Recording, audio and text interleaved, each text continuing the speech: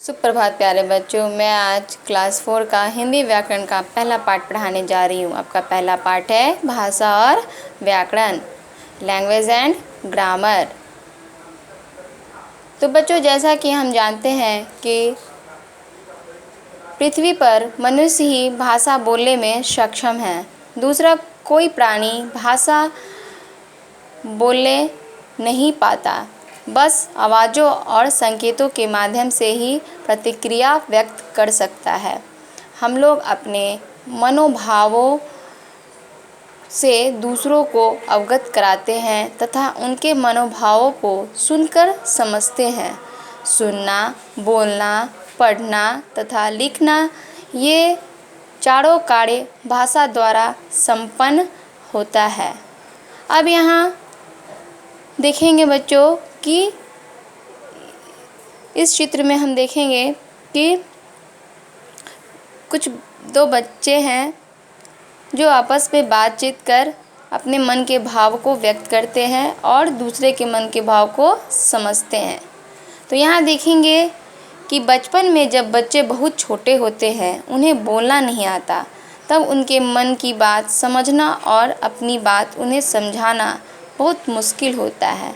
वे रोकर और हंसकर अपनी बात कहने का प्रयास करते हैं, किंतु हम उनकी बात पूरी तरह से समझ नहीं पाते, मात्र अनुमान ही लगाते हैं। जब बच्चे बड़े होकर अपनी माँ तथा परिवार के सदस्यों से अपनी भाषा को बोलना सीख जाते हैं, तब उनकी बात समझना और उन्हें अपनी बात समझाना दोनों आसान हो जाते हैं।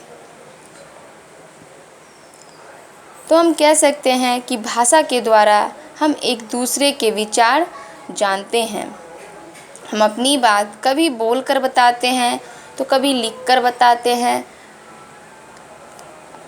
अक्सर जो लोग हमारे आसपास नहीं होते, उन्हें हम लिखकर अपनी बात बताते हैं।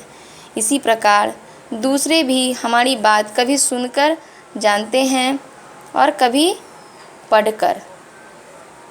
तो हम कह सकते हैं बच्चों कि भाषा के द्वारा ही लोग आपस में बातचीत करते हैं और एक दूसरे के मन की बात को समझते हैं और व्यक्त करते हैं।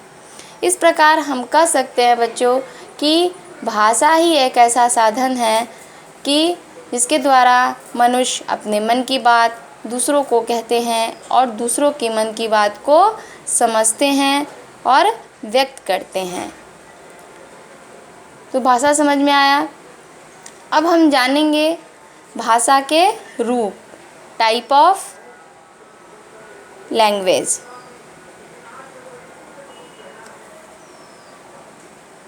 भाषा के दो रूप हैं, मौखिक और लिखित, स्पोकन एंड रिटन। सबसे पहले बात करेंगे हम मौखिक भाषा की। मौखिक भाषा का प्रथम व प्राचीनतम रूप है जब हम बोलकर अपने विचार प्रकट करते हैं और दूसरों के विचार को सुनकर समझते हैं, तो भाषा का मौखिक रूप कहलाता है। जैसे हम किसी को फ़ोन से बात करते सुनते हैं और उसकी बातें को समझते हैं, तो वह मौखिक रूप हुआ। टीवी जब हम देखते हैं और जो उसमें बोला जाता है तो उसे हम सुनते हैं। कोई नेताजी भाषण देता है, उसे हम सुनते हैं और समझते हैं, तो वो भाषा का मौखिक रूप होता है।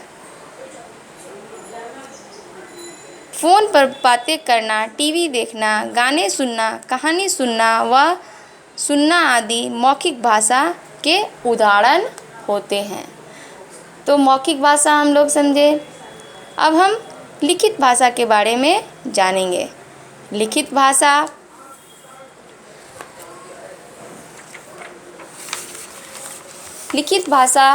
जो लिखकर दूसरों को व्यक्त करते हैं। सभ्यता व संस्कृति के विकास के साथ भाषा का भी विकास हुआ और धीरे धीरे लिखित भाषा का रूप सामने आया, जब हम लिखकर अपने विचार दूसरों तक पहुंचाते हैं तथा पढ़कर दूसरों के विचार जानते हैं तो वह भाषा का लिखित रूप कहलाता है। तो अभी बताया बच्चों कि लिखकर अपने मन की बात दूसरों को कहते हैं उसे लिखित भाषा कहते हैं। पत्र लिखना, किताबें पढ़ना, ईमेल भेजना, मोबाइल फ़ोन से संदेश भेजना आदि लिखित भाषा के उदाहरण हैं। तो भाषा के बारे में जाने और भाषा के रूप के बारे में जाना कि भाषा के रूप दो होते हैं, मौखिक और लिखित। अब हम लिपि के बारे में जानेंगे। लिपि भाषा के लिखने के लिए जिन चिन्हों का प्रयोग किया जाता है उन्हें लिपि कहते हैं। भाषा को लिखने के लिए जिन चिन्हों का प्रयोग किया जाता है उसे लिपि कहते हैं। आप यहाँ देखेंगे कि कुछ भाषाएं दिए हुए हैं और उनकी लिपियाँ दी हुई है। हिंदी भाषा की लिपि है देवनागरी, अंग्रेजी भाषा की लिपि है रोमन, उर्दू भाषा की लिपि है फारसी, पंजाबी भाषा की लिपि है गुरुमुखी, संस्कृत भाषा की लिपि है देवनागरी, गुजराती भाषा की लिपि है देवनागरी, अरबी भाषा की लिपि है अरबी, रूसी भाषा की लिपि है रूसी। तो आप जानें कि कई सारी भाषाएं की लिपियां होती हैं।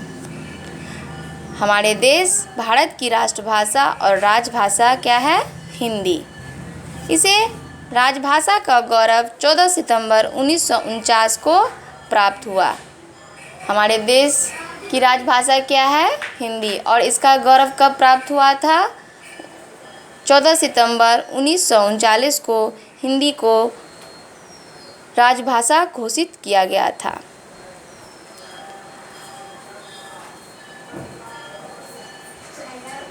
राजभाषा, राष्ट्रभाषा और मातृभाषा 3 भाषा हैं जिसके बारे में हम लोग अगले वीडियो में सुनेंगे। हम उम्मीद करते हैं कि आप इस वीडियो को ध्यानपूर्वक सुनेंगे और समझेंगे।